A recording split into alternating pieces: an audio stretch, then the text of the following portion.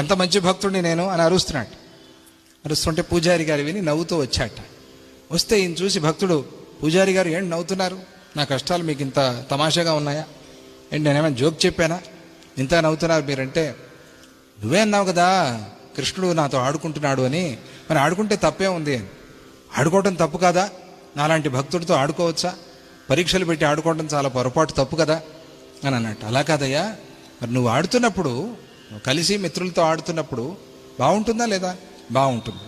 సంతోషంగా ఉంటావా లేదా, సంతోషంగా ఉంటాను. మరి ఆటలాడితే అలసిపోతావా లేదా, అలసిపోతాను.